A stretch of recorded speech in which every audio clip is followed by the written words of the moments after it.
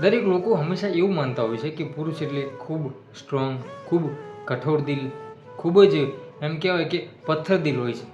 એને ક્યારેય દર્દ થતું નથી, એને ક્યારેય દુઃખ થતું નથી.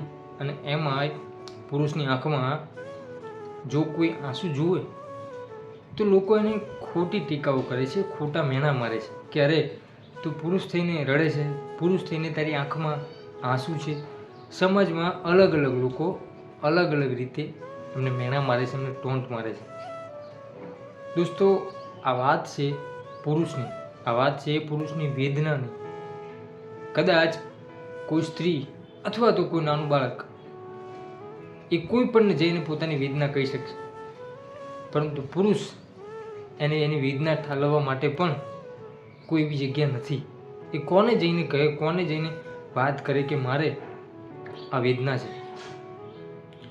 એક પુરુષ સવારે ઉઠે ત્યારથી એના બાળકોના સ્કૂલનું એને ધ્યાન રાખવાનું, એને સ્કૂલની ફી ભરવાનું એને ધ્યાન રાખવાનું, પોતાની જોબનું ધ્યાન રાખવાનું, પોતાની માતા પિતાની સેવા કરવાની, પોતાની પત્નીની દરેક જરૂરિયાત, ઘરની દરેક વસ્તુ એને કમાઈ અને પૂરી કરવાની. ને અંતે જ્યારે એને હાથમાંથી ક્યારેક નોકરી જો વહી જાય, ક્યારેક નોકરી જો છૂટી જાય તો એને એ પણ ખૂબ ચિંતા કે હું મારા પરિવારનું પૂરું કેવી રીતે કરીશ.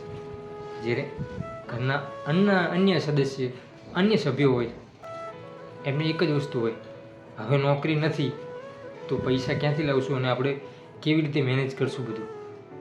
પણ એ નોકરી કરવાવાળા વ્યક્તિને, એ જોબ કરવાવાળા પુરુષને એવું નથી પૂછતું કે આ નોકરી તમારી હાથમાંથી ગઈ છે, પણ તમે ચિંતા ન કરો, આપણે બધા સાથે છીએ, આપણે બધા સાથે મળીને મહેનત કરી અને આગળ વધીશું.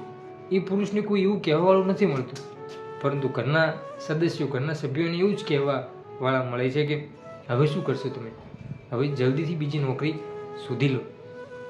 યાદ રાખજો દોસ્તો, પુરુષ એ માત્ર કમાવાનું સાધન નથી. પુરુષ એ માત્ર તમારા ઘર ગુજરાન ચલાવવા માટે રોજે દાઢી કરવાનું સાધન નથી. પુરુષની પણ વેદના છે, પુરુષની પણ લાગણી છે, પુરુષને પણ દુઃખ થાય છે.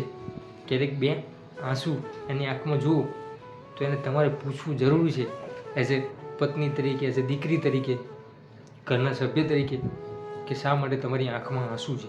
કદાચ વર્ષો જૂની દબાયેલી વેદના એ તમારા એકમાત્ર કારણ પૂછવાથી જો બહાર આવી જાય તો એ વ્યક્તિનું દિલ હળવું થાય છે, વ્યક્તિનું હૈયું હળવું થાય છે. જ્યારે સવારે જોબ ઉપર જાય અને સાંજે ઘરે આવે એ દરમિયાન એને કેટલા લોકોનું સાંભળ્યું છે, કેટલા લોકોના ટોન સાંભળ્યા છે, કેટલાનું ન કહેવાનું સાંભળ્યું છે. એવો આખી દિવસ એને પસાર કર્યો હોય છે અને સાંજે આવે હસતા મુખે તો એના સ્મિત પાછળ પણ ક્યારેક ઘણું બધું દર્દ છુપાયેલું હોય છે. તો આ પુરુષની વેદના સમજવી જોઈએ. એને પણ યાતનાઓ થાય છે, એને પણ દિલ છે, એની પણ લાગણીઓ છે. તો ક્યારેય એની આંખમાં બે આંસુ જુઓ તો એટલીસ્ટ એટલું તો એને પૂછજો કે શું તકલીફ છે, અને જો કદાચ એ કોઈ તકલીફ હોય તો ચિંતા કરવાની જરૂર નથી, અમે હંમેશા તમારી સાથે છીએ. તો પરિવાર ખૂબ મજાથી અને ખૂબ પ્રેમથી સાથે જીવશે.